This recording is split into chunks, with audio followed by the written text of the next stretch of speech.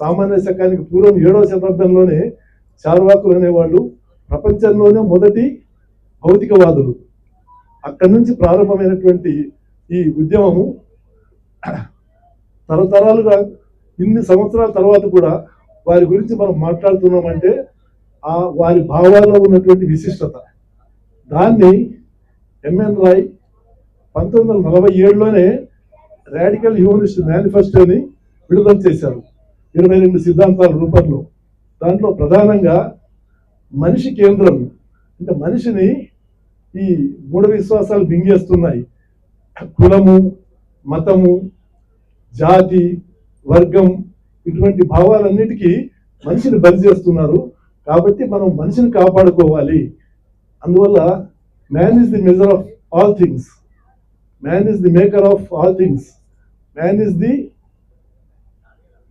Creator of his own destiny, man is the maker of his own destiny. అంటే మనిషి తన భవితవ్యాన్ని తానే నిర్మించుకుంటాడు అనేది మానవవాదంలో ప్రధాన సూత్రం.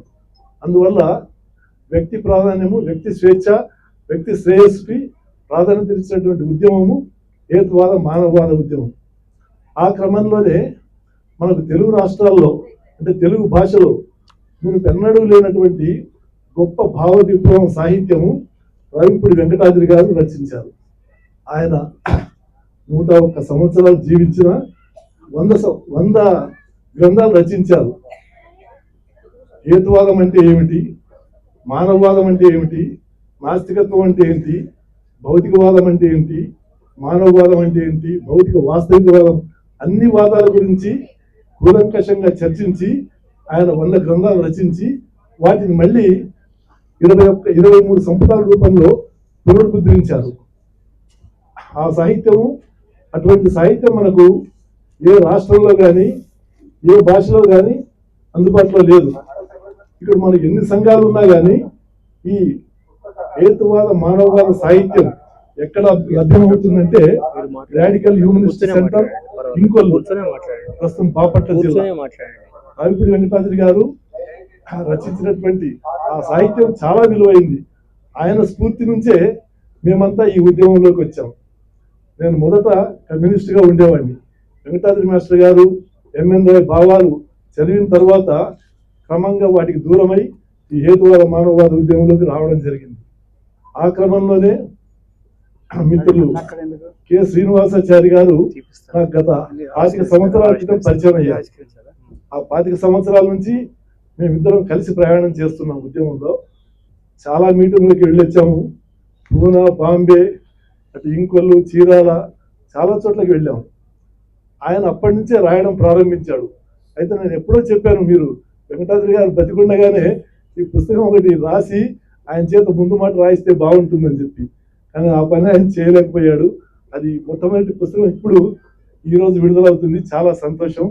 అందులో ఆయన మొదటి గ్రంథము ఆవిష్కరణ సభ ఇక్కడ ఈ హైదరాబాద్ బుక్ ఫేర్లో జరగడము, దానికి మీరంతా హాజరు కావడము చాలా సంతోషించదగ్గ పరిణామం. ఇప్పుడు ఇంకా ఈ పుస్తకము ఒక ప్రత్యేకత ఏంటంటే, ఈ పుస్తకంలో ఆయన 21వ శతాబ్దంలో హేతువాద మానవవాదాలు అని శీర్షిక పెట్టారు. దీంట్లో 21 వ్యాసాలు ఉన్నాయి. హేతువాదం అనేది ఒక 21వ శతాబ్దంలోనే కాదు, ఇది నేను ఇందాక మనవి చేసినట్టుగా సామాన్య శకానికి పూర్వము 7-8 శతాబ్దాల నుంచి ప్రారంభమై ఇప్పటి వరకు ఉంది. ఇది ఈ 3వ సహస్రాబ్దము, అంటే 2000 నుంచి 3000 సంవత్సరాల వరకు మాత్రమే కాదు, ఇది చిరంతనంగా ఉండేది. హేతువాదం మానవవాదం అనేది ఎక్కడైతే దోపిడీ, దుర్మార్గము, మోసాలు, అబద్ధాలు, మూఢ విశ్వాసాలు ఇటువంటివి ఉంటాయో అక్కడంతా హేతువాద మానవవాదం ఉంటుంది. కాబట్టి ఈ హేతువాద మానవవాద ఉద్యమం అనేది ఒక చిరంతనమైనటువంటి ఉద్యమం. దీనికి అధికార లాలస కానీ ధనకాంక్ష కానీ అటువంటివి ఏమి లేవండి. ఇందులో యువకులందరూ కూడా స్వచ్ఛందంగా వచ్చి ఈ భావాలతో ప్రభావితులైనటువంటి వాళ్ళు వచ్చి పనిచేస్తున్నారు. కాబట్టి ఈ సాహిత్యం ఈనాడు చాలా అవసరం. మనం చూసినట్లయితే మనకు మత సాహిత్యం కానీ, ఆస్తిక సాహిత్యము, ఆధ్యాత్మికవాద సాహిత్యము కుప్పలు తెప్పలుగా ఉంది. ఎక్కడ చూసినా ఆత్మవాదము, కర్మవాదము, పునర్జన్మవాదము, ఇంకా రకరకాల స్వర్గాలు, నరకాలు, వీటన్నిటి చుట్టూ తిరుగుతూ ప్రతి ఒక్కళ్ళు దానికి లోబడిపోయి ఉన్నారు. అంటే ఎవరిని అడిగినా 100కి 99 మంది ఈ విషవలయంలో చిక్కుకుని ఉన్నారు.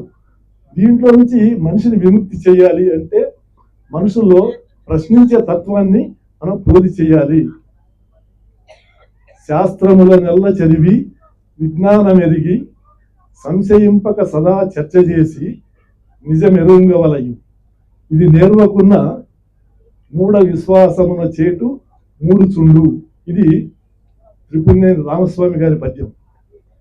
అంటే ప్రశ్నించే తత్వం మనం అధ్యయనం చేయాలి, సాహిత్యాన్ని అవగాహన చేసుకోవాలి, ఆచరించాలి.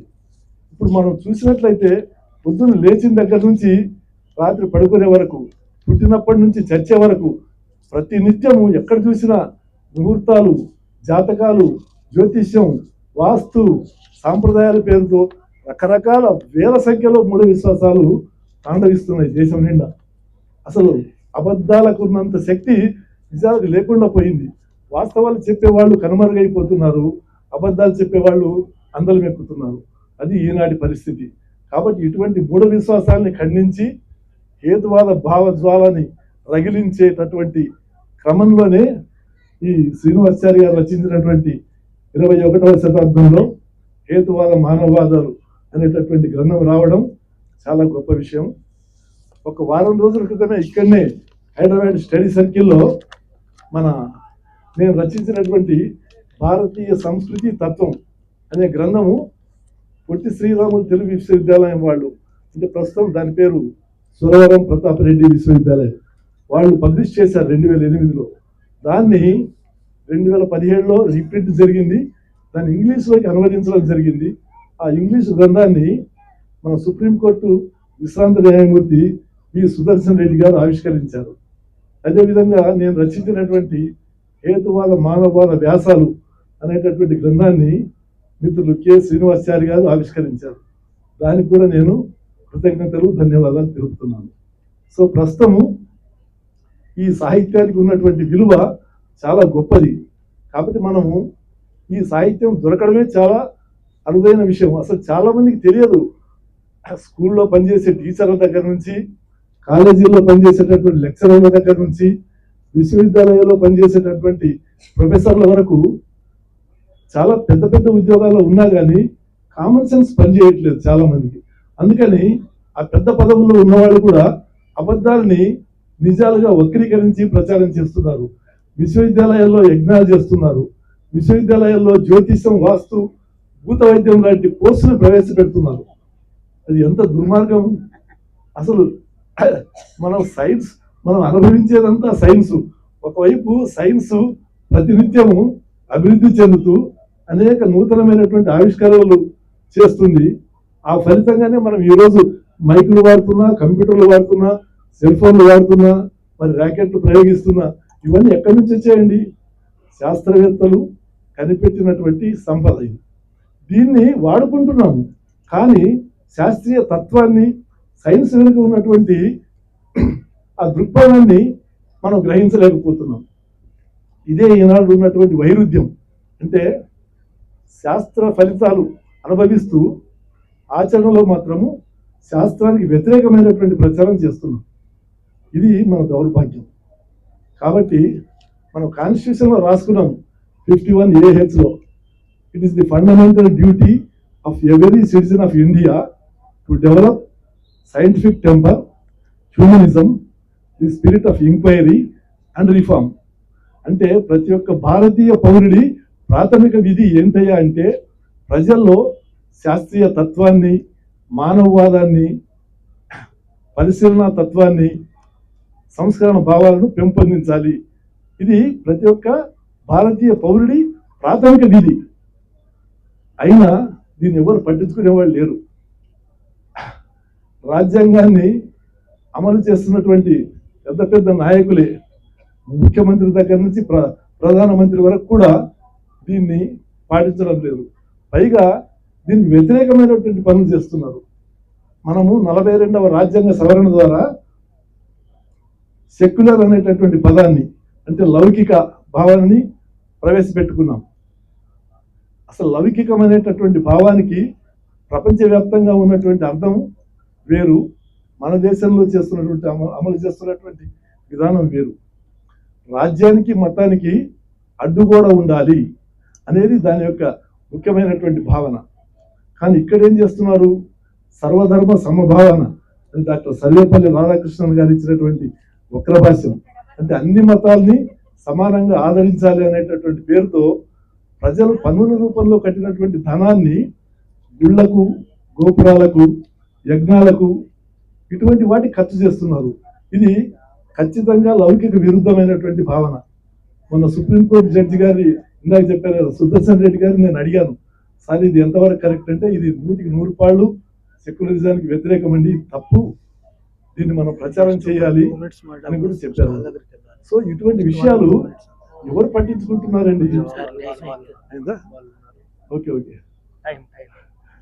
సో చాలా విషయాలు ఉన్నాయి. నేను మిత్రులను కోరేది ఒకటే, హేతువాద సాహిత్యాన్ని చదవండి.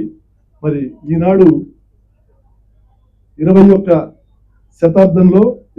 శతాబ్దంలో హేతువాద మానవవాదాలు అనేటటువంటి గ్రంథాన్ని రచించినటువంటి కె శ్రీనివాసాచారి గారికి అభినందనలు తెలియజేస్తూ, వారు 21 వ్యాసాలు, చాలా గొప్ప వ్యాసాలు రాశారు. ఆయన భావ విప్లవం గురించి, చార్వాకుల గురించి, తర్వాత పాచికతలు, మనుషులు ఏ రకంగా ఆలోచిస్తారు, ఎటువంటి నిర్ణయాలు ఎలా తీసుకుంటున్నారు, దాని వెనుక ఉన్నటువంటి పరిస్థితి ఏంటి, ఆ వివరాలన్నీ కూడా చాలా చక్కగా విశ్లేషించారు. అందువల్ల వారికి నేను మరోసారి అభినందనలు తెలియజేస్తున్నాను. మరి నాకు ఈ అవకాశం ఇచ్చినటువంటి మిత్రులకు ధన్యవాదాలు తెలియజేస్తూ, అందరినీ ఇది హేతువాద భావజాలం వైపు వచ్చి అధ్యయనం చేసి మీరు ఈ ఉద్యమానికి తోడ్పడతారని చెప్పి ఆశిస్తూ సెలవు తీసుకుంటాం. Thank you very much sir. చాలా విషయాలు, మా ఇద్దరి అనుబంధం దాదాపుగా 20 సంవత్సరాల అనుబంధం, 25 సంవత్సరాల అనుబంధము. వెంకటాద్రి గారికి నేను 15 సంవత్సరాల వయసులో ఒక చిన్న ఉత్తరం రాశాను, హేతువాది అంటే ఎవరు అని. ఈనాడు బుక్ లో చూసి ఒక ఉత్తరం రాశాను. ఆయన హేతువాదం అంటే ఇట్లా ఇట్లా ఉంటది అని కొన్ని పుస్తకాలు పంపించాడు.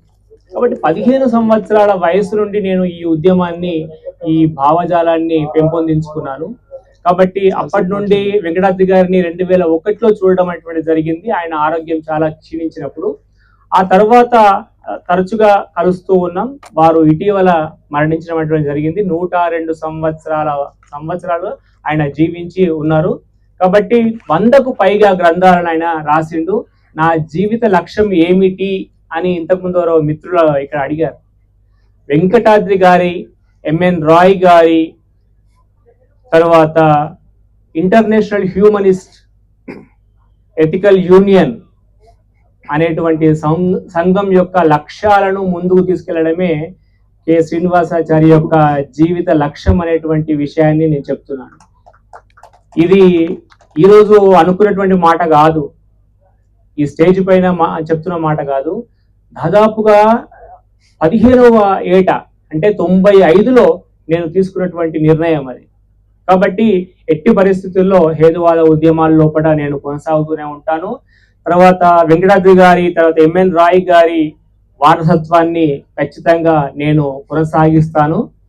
కాబట్టి ఈ పుస్తకాన్ని నాకు 100కు 100% మా తండ్రి గారు కె రాములు గారు, వారు కరోనాలో చనిపోవడం అటువంటి జరిగింది. వారు నాకు ఒక స్వేచ్ఛాయుతమైనటువంటి వాతావరణాన్ని కల్పించకపోతే నేను ఈరోజు ఈ స్థాయిలో ఉండేవాడిని కాదు అని నేను స్పష్టంగా చెప్పగలను. వారు ఒక్క విషయంలో కూడా కాంప్రమైజ్ కాకుండా నాకు పూర్తి విషయాలు ఏదంటే అది నువ్వు చేసుకో, ఏ రోజు కూడా నాకు నా స్వేచ్ఛకు అడ్డు రాలేదు. కాబట్టి నేను నమ్మేటువంటిది హేతువాద మానవవాదాలు అంటే ఏదో కాదు, అది కేవలము స్వేచ్ఛ పిపాసను గుర్తించడం. అంటే నేను మొన్న ఇందులో నేను రాశాను, రచయిత మాటల లోపల రాశాను, ఒక మనిషి యొక్క నిజమైనటువంటి శ్వాస అంటే ఏంటి అంటే ఊపిరి కాదు. శ్వాస అంటే ఊపిరి కాదు, అది స్వేచ్ఛ. స్వేచ్ఛ లేకుండా మీరు ఎన్ని అభివృద్ధి పనులు చేసినా, స్వేచ్ఛ లేకుండా ఎంత రాజకీయం మీరు నడిపించినా ప్రజలు సుఖ సంతోషాలతో ఉండరు. కాబట్టి స్వేచ్ఛ అనేటువంటిది మానవుని యొక్క జీవిత శ్వాస అనేటువంటి విషయాన్ని మీకు గుర్తు చేస్తూ, రాపోలు సుదర్శన్ గారు మిత్రులు పెద్దలు ఒక 2 నిమిషాలు మాట్లాడాల్సిందిగా కోరుతున్నాను. ఈ స్టేజ్ మీద ఉండడానికి వారు కూడా చాలా కారణబద్ధులు. తర్వాత ఇదే స్టేజ్ మీద నేను నారాయణ రెడ్డి గారికి కృతజ్ఞతలు అనేటువంటి చెప్పుకుంటున్నాను. Thank you very much. ఈనాటి సభాధ్యక్షులు, వేదిక మీద ఉన్న పెద్దలు, వేదిక ముందున్న ప్రతి ఒక్కరికి నమస్కారం. అంటే టైం తక్కువగా ఉండడం వల్లనే పేరు నేను చెప్పలేకపోతున్నాను. చాలా సంతోషంగా ఉంది. నిజంగా మనం ఎటువైపు వెళ్ళాలి, మన నిజమైన మార్గం ఏంటిది అన్నది ఈ సమావేశం మనకు జ్ఞానాన్ని కలిగిస్తుంది, బోధిస్తుంది, నేర్పిస్తుంది. నేర్చుకోవాల్సిన బాధ్యత మనది.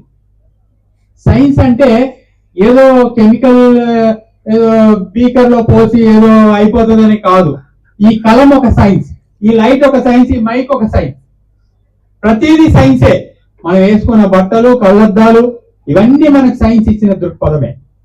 ఇప్పటికి కూడా సూర్యుడు అంటే 7 గుర్రాల మీద వస్తున్న వాడనే మనకి పాఠం చెప్తున్నారు. కాదని చెప్పగలగాలి.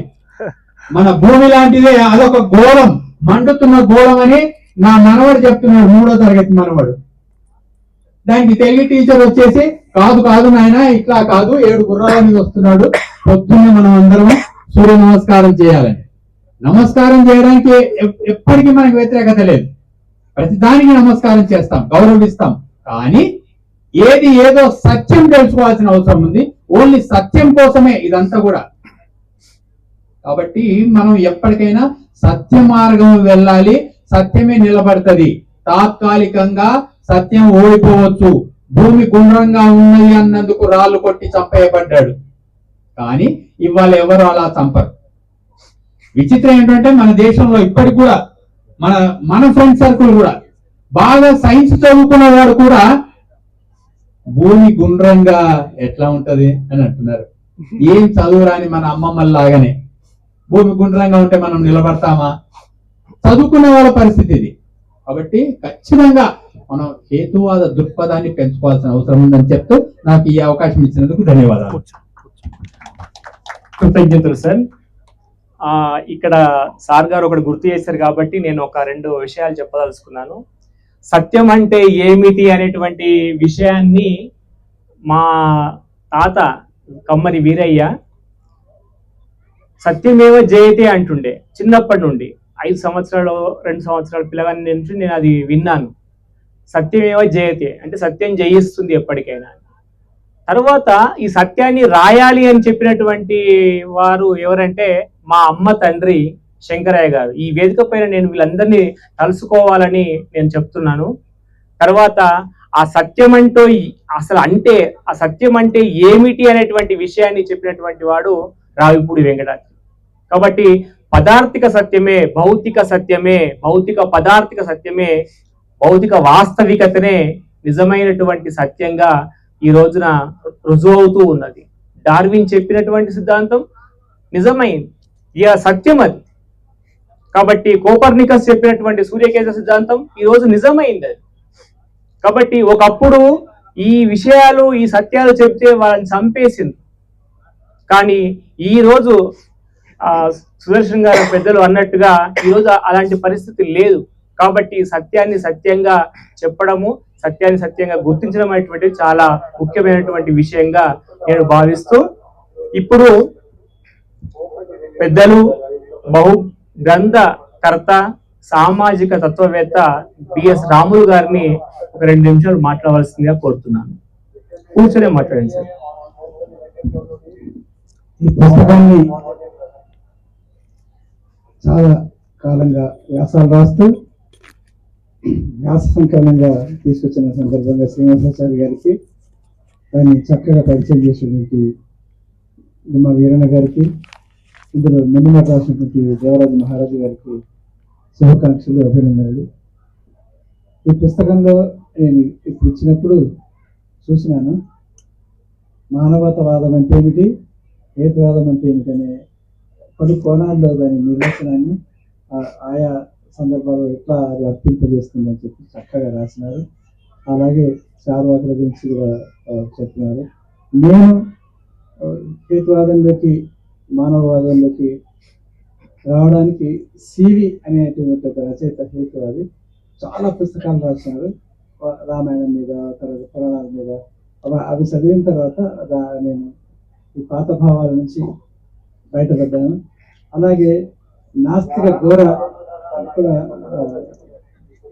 అనేక పుస్తకాలు రాశారు. వాటికి కూడా 1966 నుంచి 72 మధ్య చదివి ఆటోమేటిక్గా మార్పు రావడం జరిగింది. ఆ తర్వాత ఇప్పుడు బ్రహ్మ వీరణ గారు చెప్పినట్టుగా బౌద్ధం ఒక మానవతావాదంగా ఒక సంఘటిత శక్తిగా కొన్ని శతాబ్దాల పాటు కొనసాగింది. అలా తక్షశిల, నాలంద, విక్రమశిల, నాగార్జున, ఆ తర్వాత ఇట్లాంటి అనేక విశ్వవిద్యాలయాల్లో ఈ శాస్త్రీయ ఆలోచన విధానాలు వచ్చినాయి.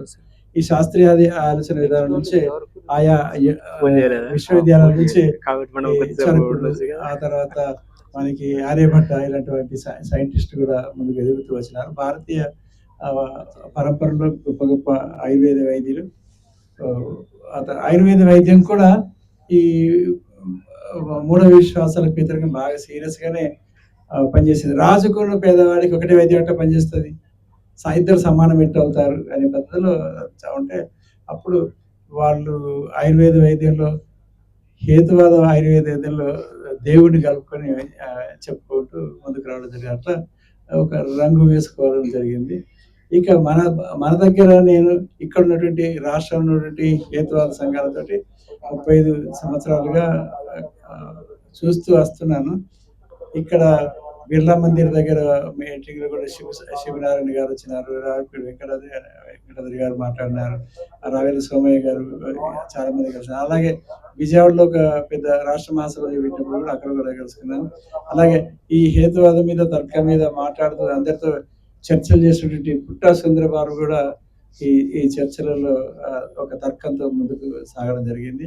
అయితే ఇప్పుడు ఈ హేతువాదం, మానవవాదం జీవితంలో మనం ఎలా ఆలోచించాలి అని చెప్తున్నాము, ఎలా ఆచరించాలి, మన కర్తవ్యం ఏమిటి అని చెప్పడానికి భారత రాజ్యాంగం మాత్రం చక్కగా చెప్పింది.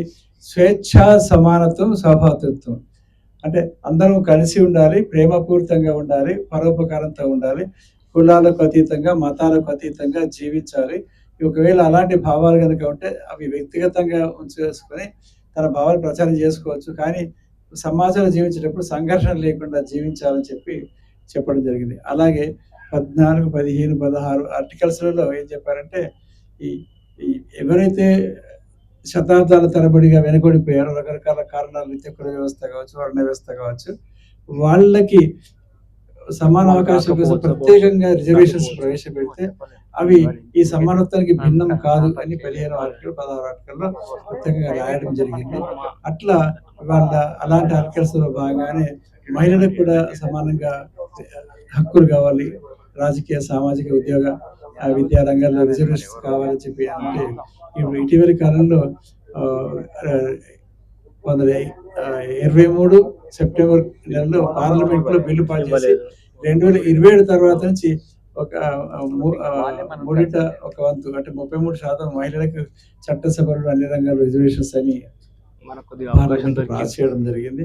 అలాగే బీసీలు కూడా కోరుకుంటున్నారు, మాకు కూడా సమానత్వం రాలేదు, అందువల్ల మాకు ఒక 48% రిజర్వేషన్స్ కావాలి, 48% రిజర్వేషన్స్ కావాలని చెప్పి ముందుకు వస్తున్నారు. అంటే సామాజిక న్యాయము, రాజకీయ న్యాయము, ఆర్థిక న్యాయము, ఈ సమానత్వం రావడం కోసం అనేక రంగాల్లో కృషి చేయాల్సిన అవసరం ఉందని, అలాగే ప్రభుత్వ రంగం విస్తరించాలి, ప్రభుత్వ రంగం విస్తరిస్తేనే ఇవన్నీ ఉపయోగపడతాయని చెప్పి అనుకుంటున్నారు. అందువల్ల వీటన్నిటి గురించి రావిపూడి వెంకటాద్రి గారితో, అలాగే పుట్టా సుందరబాబు గారితో, శివనారాయణ గారితో 35 ఏళ్ళుగా మాట్లాడుతున్నప్పుడు ఈ నిర్దిష్ట సమస్యల మీద వాళ్ళు కొత్త అశ్రద్ధ పెట్టినారు. దాంతో కత్తి పద్మరావు లాంటి వాళ్ళంతా దళిత మహాసభ కారం చేయడం వచ్చిన తర్వాత కుల సమస్యలు పట్టించుకోకపోతే వీళ్ళంతా ఇవన్నీ మానవ హక్కులే కదా, ఈ మానవ హక్కులు బతికే హక్కు లేకుండా కొన్ని కులాల వాళ్ళు కొన్ని కులాల మీద దాడి చేసి చంపేస్తే మీరు దానికి మాకు దళితులకు మద్దతు ఇవ్వకపోతే ఎట్లా అని చెప్పి ఆయన హేతువాద నుంచి విడిపోయి దళిత మహాసభ కార్యదర్శిగా ముందుకు వెళ్ళడం జరిగింది. ఇది ఈ నిర్దిష్ట సమస్యలను పట్టించుకోవడం, అదే స్త్రీలను అణిచివేత, పితృస్వామిక వ్యవస్థ, అటు పురుషాధిపత్య వ్యవస్థ, మగవాళ్ళ ఆధిపత్యాన్ని కొనసాగుతుంది. అందులో కుటుంబంలో స్త్రీలు సమానంగా ఉండాలంటే అంటే ఇప్పుడు ఫెమినిజం ముందుకు వచ్చేసింది. అలాగే సెకండ్ సెక్స్ అనే పుస్తకం రాసి మహిళల గురించి సైమన్ దేవర్ ఒక చర్చ తీసుకొచ్చేసింది. ఇట్లా ఆయా సమస్యలకు ఎవరైతే గురవుతున్నారో వాళ్ళు తమ భావాలని ఇది మానవత్వంలో భాగమే, ఈ మానవ హక్కులో భాగంగా దీన్ని పట్టించుకొని మీరు మద్దతు ఇవ్వాలని చెప్పేసి అడుగుతున్నారు. ఆ రంగంలోకి ఈ హేతువాద మానవతావాదాలు కదలాల్సిన అవసరం ఉన్నది. ఒకప్పుడు 10,000 మందితోటి 30,000 మందితోటి రాష్ట్ర మహాసభ జరిగినటువంటిది విజయవాడలో జరిగినప్పుడు కేవలం కార్యవర్గం 50 మంది మాత్రమే రాష్ట్ర మహాసభలో పాల్గొన్నారు 20 ఏళ్ల క్రితము. ఈ సంఖ్య తగ్గడానికి మనము ప్రజల యొక్క సమస్యలు పట్టించుకొని ఆ సమస్యలకు వాళ్ళకు మద్దతుగా ఇస్తూ జీవన ప్రమాణాలు పెంచుకోవడానికి, అంటే వాళ్ళ భౌతిక జీవన ప్రమాణాలు పెంచుకోవడానికి అడ్డంకిగా ఉన్నటువంటి తొలగించి అజ్ఞానాన్ని తొలగించడం, ఆ తర్వాత వాళ్ళకు ఉపాధి కల్పన కోసం పనిచేసేటువంటి ఆచరణాత్మక రంగాల్లో పనిచేయడం చాలా అవసరం. అందువల్ల భావాలతో పాటుగా ఎంఎన్ రాయ్ గారు ఒక మాట బియాండ్ ది కమ్యూనిజం అనేటువంటి ఒక పుస్తకం రాశారు. ఆయన కమ్యూనిస్ట్ పార్టీ నిర్మాతల్లో తొలితరం వారు. ఆ తర్వాత అదంతా చదివిన తర్వాత ఈ హింస, ఈ మొదటి ప్రపంచ యుద్ధం, హింస ఇవన్నీ చూసిన తర్వాత కమ్యూనిజానికి కావాలా, అసలు ఉండాల్సిన మానవ సమాజం ఎలా ఉంటుందని రాశారు. వీటన్నిటిని ఈ రాయిస్ట్ రామ్మూర్తి గారు, మల్లాది సుబ్బమ్మ గారు వీళ్ళంతా వాటిని చాలా చక్కగా ప్రచారం చేశారు. అలాగే రావిపూడి వెంకటాద్రి గారు కూడా నిరంతరం ప్రచారం చేశారు. చాలా బాధాకరమైన విషయం ఏంటంటే గుమ్మన గారికి చెప్తున్నాను, శ్రీనివాసాచార్య కూడా గుర్తించారు.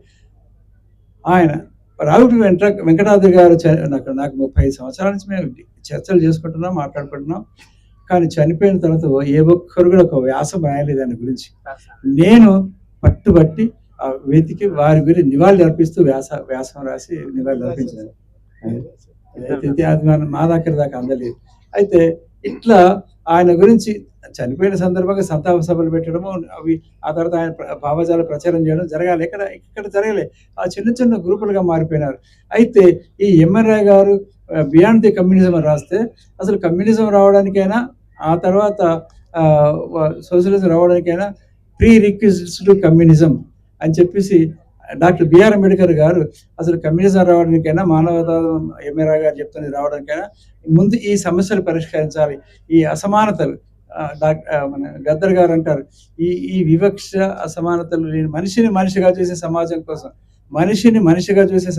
కోసం, నేను తపన పడుతున్నాను. అది సాధించడం కోసం నా జీవితంతో కృషి చేశానన్నారు. అంటే ఈ అంటరానితనము, ఈ బీసీ ఎస్సీ కులాల దొంతర వివక్ష, ఇవన్నీ మనిషిగా చూడకుండా మనిషిలో స్వార్థము, ఇప్పటిదాకా మాట్లాడుకున్నాము డాక్టర్ అందశ్రీ గారి మాయమైపోతున్నాడు మనిషి అన్నవాడు. అందువల్ల ఈ ఆయా సమస్యలలో ఇరుక్కున్న వాళ్ళకి భావజాల చైతన్యము, ఆకలి, స్వామి వివేకానంద గారు అన్న ఆకలి కొన్న వారికి ఏదో మతం గురించి భావజాల గురించి చెప్తే అర్థం లేదు. వాళ్ళ ఆకలి తీర్చాలంటే జీవన ప్రమాణాలలో వాళ్ళ చైతన్యం, ఆ కృషిలో సామాజిక ఉద్యమంలో భాగంగా పనిచేస్తూ భావజాల చైతన్యం కోసం తీసుకొని వస్తే తప్పనిసరిగా ఇది 10 మంది నుంచి 100 మంది, 1000 మంది, 1,00,000 మందికి పోయేవాళ్ళు. అట్లా ఒక దశలో పెరే రామస్వామి నాయక్ గారు ప్రపంచంలో గొప్ప హేతువాద నిర్మాతగా ముందుకు రావడం జరిగింది. ఆయనే పెరే రామస్వామి గారి నాయకత్వంలోనే జరిగిన విషయం మనకు హేతువాదులకు యువతరానికి గుర్తు చేస్తామని చెప్పి ముగిస్తాను. రిజర్వేషన్స్ కోసం ఒక ఎంబీబీఎస్ సీట్లు తమిళనాడులో ఒక బీసీలకు రిజర్వేషన్ ప్రవేశపెడితే ఒక ఆవిడ చంపకై దొరై రాజన్ అంటే ఆమె, నేను ఒకవేళ ఇదైతే నా సీటు పోయి నాకు నా అర్హతకు నాకు ఎంబీబీఎస్ సీటు కోల్పోయింది కదా అని కేసు వేస్తే అవును అని చెప్పేసి ఆ రిజర్వేషన్స్ని కోర్టు కొట్టేసింది, సుప్రీంకోర్టు కొట్టేసింది, హైకోర్టు కొట్టేసింది. అప్పుడు తమిళనాడు అంతా కేంద్ర ప్రభుత్వ ఆస్తుల మీద దాడులు జరిగి రాష్ట్రం అంతా పెద్ద ఉద్యమం జరిగింది 1950లో. అయితే ఇంతకీ ఈమె చదువుకున్న ఆవిడ కాదు, చంపకం దొరయ్యరాజన్, ఆమె సీటు ఎంబీబీఎస్ కోసం పోటీ చేసింది కాదు, తర్వాత తెలిసింది. అయితే అప్పుడు భారత ప్రభుత్వంలో 1950 26 జనవరిలో మనకి భారత రాజ్యాంగం అమల్లోకి వచ్చింది. ఆ రాజ్యాంగం కన్నా ముందు మనిషి ఎన్నడూ సమానం కాదు, కులము మతము, ఆ తర్వాత వర్ణ వ్యవస్థ, కుల వ్యవస్థ చేసింది. ఆ సమానత్వంలో మళ్ళీ కొద్దిగా పైకి లేపుదాం అనుకుంటే ఇది వస్తే అప్పుడు మొట్టమొదటి రాజ్యాంగ సవరణ బీసీలకు విద్యా ఉద్యోగ రంగాల్లో రిజర్వేషన్స్ ప్రవేశపెట్టడం జరిగింది.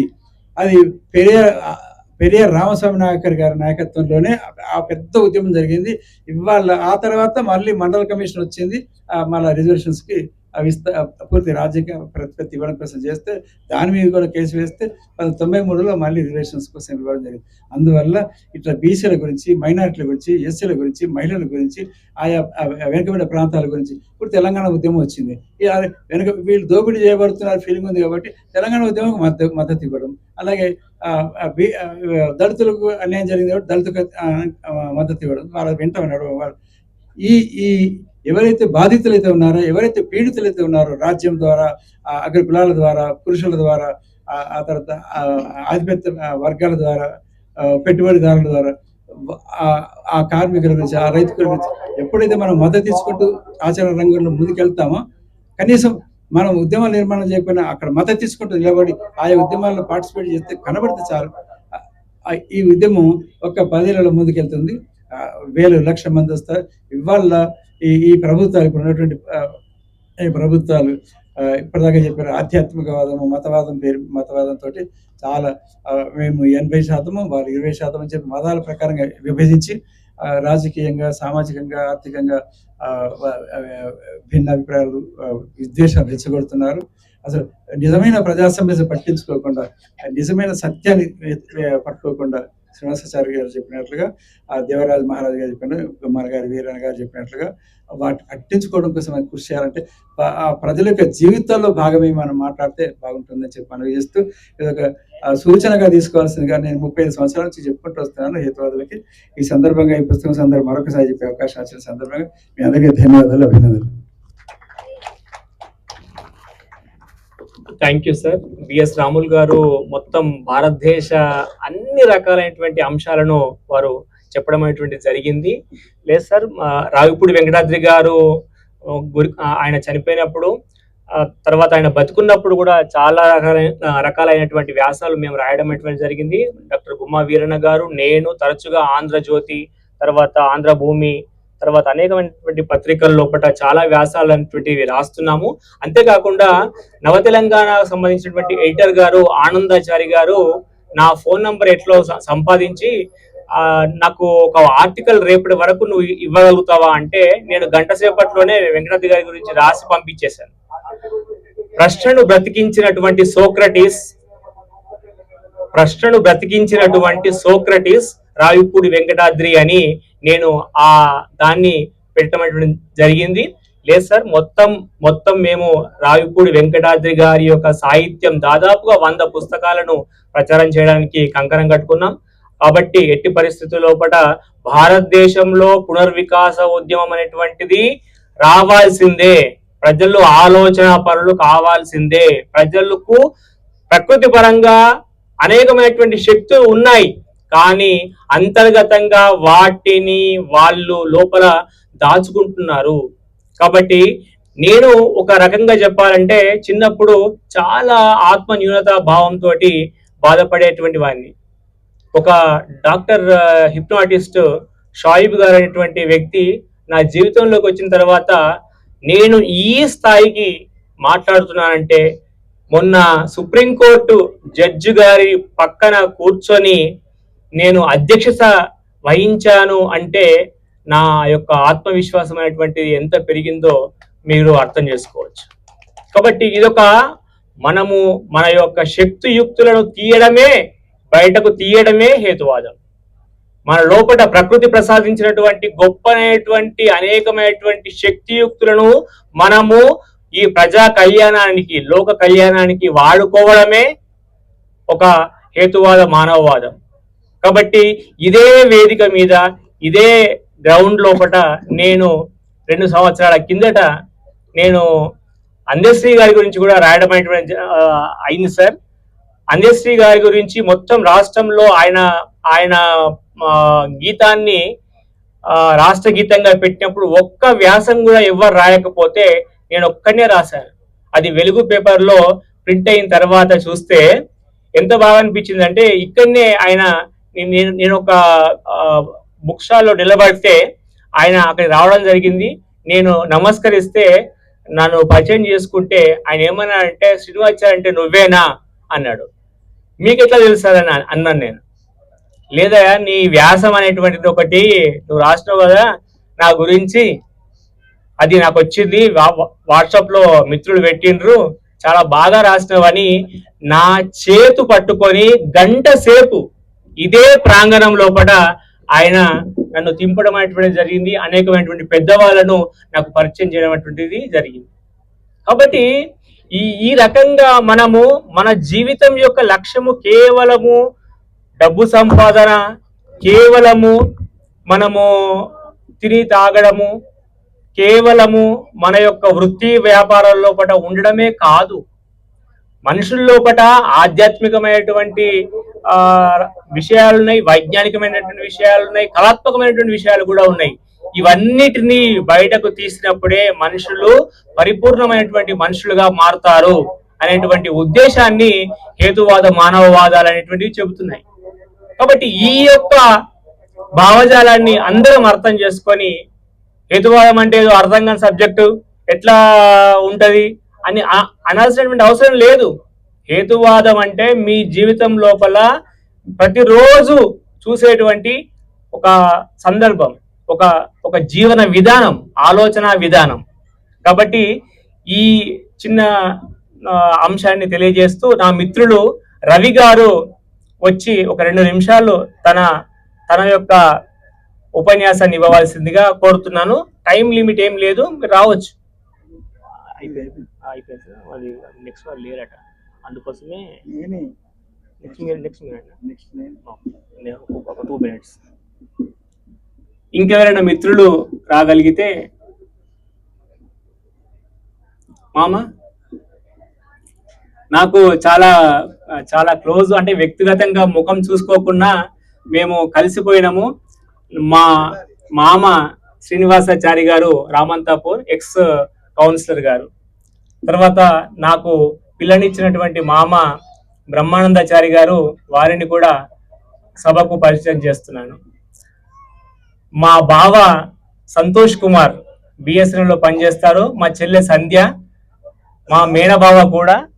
కాబట్టి వారు, ఆ తర్వాత నా వైఫ్ ఇందిరా, తర్వాత నా బామ్మర్ది శ్యామ్ సుందర్, తర్వాత నా అబ్బాయి వివేక్ చారి, అల్లుడు హర్ష, తర్వాత మా మరదలు ఉమా, తర్వాత లాస్ట్కు ఉన్నటువంటి తమ్ముడు మా తమ్ముడు రాజు, ఇంకో తమ్ముడు రాఘవ ఉన్నాడు. కాబట్టి ఇదొక పండుగ వాతావరణం. నిజంగా చెప్పాలంటే అసలైనటువంటి నిజమైనటువంటి పండుగ అంటే ఇదే. నా కూతురు జయలక్ష్మి సహస్ర, తర్వాత మా అమ్మ సులోచన గారు, సులోచన రాములు. కాబట్టి ఇప్పుడు మన గుమ్మా వీరన్న గారు ఈ పుస్తకాన్ని విడుదల చేసి తొలి ప్రతిని మా అమ్మకు అందించవలసిందిగా కోరుతున్నాను. కాబట్టి అమ్మ పైకి రా. నేను 45 సంవత్సరాలు వయసుంది నాకు ఇప్పుడు.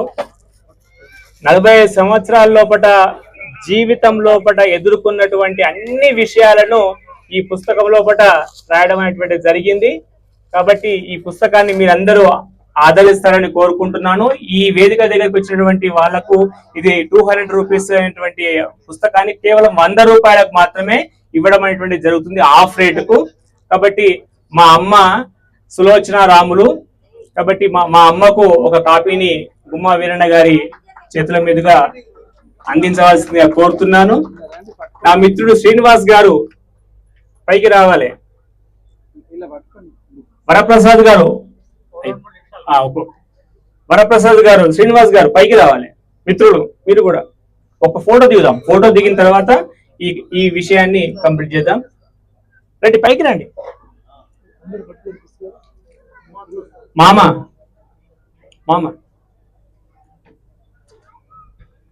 సంధ్య, వీరంతా మన కుటుంబం, వసుదైక కుటుంబం అంటారు కదా. మానవవాద జీవితం అంటే పరిపూర్ణమైనటువంటిది. అనేక రకాలైనటువంటి రంగులు ఉంటాయి. ఆ రంగులన్నిటినీ మనం అనుభవించాలి. కేవలము కొన్ని రంగులను మాత్రమే కాదు, ఎర్ర రంగో తెల్ల రంగో కాదు, అన్ని రంగులను మనము అనుభవించాల్సినటువంటి అవసరమైనటువంటిది ఉంటది. కాబట్టి మిత్రులారా, ఇంద్రధనస్సులో ఎన్నైతే రంగులు ఉంటాయో అన్ని రంగులను మనము మన జీవితం లోపల ఆస్వాదించాల్సినటువంటి అవసరమైనటువంటిది ఉన్నది. కాబట్టి మనము కేవలం ఏదో ఒక వాదానికి ముడిపడి పిడివాదంగా ఉండకుండా జీవితం లోపల ఒక ఫ్లెక్సిబిలిటీ, నీళ్లు ఎట్లయితే పారుతాయో ఆ రకమైనటువంటి విధంగా మనము ఉండి మన జీవితాన్ని సుసంపన్నం చేసుకోవాల్సినటువంటి అవసరం ఉంది. ఆ రకమైనటువంటి దారి లోపల తీసుకెళ్లేటువంటిదే హేతువాద మానవవాదాలు అనేటువంటి విషయాన్ని నేను తెలియజేస్తున్నాను. కాబట్టి నా భార్య నా పైకి రావాల్సిందిగా కోరుతున్నాను. ఉమా, ఒక్క ఫోటో అందరిది, ఒక్క ఫోటో తీసుకొని మామ లాస్ట్ కున్న మామ సాగర్ ఒక్కటే ఫోటో తీసుకొని, ఇదొక వసుదైక కుటుంబం అంటారు కదా, అదే రకంగా మానవవాద జీవిత పరిమళమైనటువంటిది ఎట్లా ఉంటుందో మనము గుర్తిద్దాం.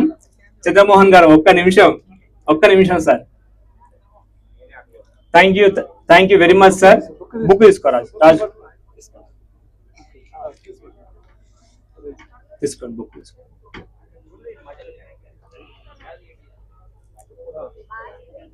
ఈ వేదిక మీదకి వచ్చినటువంటి అందరికీ, వేదిక కింద ఉన్నటువంటి అందరికీ కూడా నేను కృతజ్ఞతలు తెలియజేస్తున్నాను. నా యొక్క తొలి పుస్తకం ఇది. నేను రాయాల్సిన పుస్తకాలు, రాసినటువంటి మెటీరియల్ చాలా ఉంది. ఆ పుస్తకాలన్నింటినీ రాయకుండా విడిచిపెట్టేటువంటి ప్రసక్తి లేదు. ఇప్పటికీ సెకండ్ పుస్తకం రెడీ అవుతున్నది. తర్వాత ఈ పుస్తకాన్ని ఇంగ్లీష్ లోకి తీసుకొస్తున్నాను. తర్వాత నా కవితల పుస్తకం వస్తుంది. ఆ తర్వాత ఇంకొక చిన్న ఆర్టికల్స్ రూపంగా వస్తుంది. దాదాపు ఈ సంవత్సరం లోపల ఒక 10 పుస్తకాలను నేను తీసుకురావాలనేటువంటి సంకల్పంతో ఉన్నాను. కాబట్టి వెంకటాద్రి గారే నాకు 100 పుస్తకాలు రాసినటువంటి వెంకటాద్రి గారు నాకు ఒక ఆదర్శము. కాబట్టి ఖచ్చితంగా అవన్నీ పూర్తి చేస్తాను. వెంకటాద్రి గారి, మా బాపు గారి, తర్వాత మా మిత్రుల, తర్వాత ఎంఎన్ రాయ్ గారి వారి యొక్క ఆశయాలను ముందుకు తీసుకుపోతారని ఈ సభాముఖంగా నేను తెలియజేస్తున్నాను. మా ఊరి ప్రఖ్యాతమైనటువంటి వ్యక్తి గద్దర్ గారు కూడా ఈ వేదిక మీదనే ఆయన పుస్తకాలు 1-2 విడుదలైనట్టుగా తెలిసింది. కాబట్టి ఆ తర్వాత తూప్రాన్ నుంచి నా పుస్తకమే కావడం అనేటువంటిది చాలా నేను గర్వంగా ఫీల్ అవుతున్నాను. Thank you very much sir. Thank you very much అందరికి. థ్యాంక్ యూ వెరీ మచ్ అందరికి. Thank you.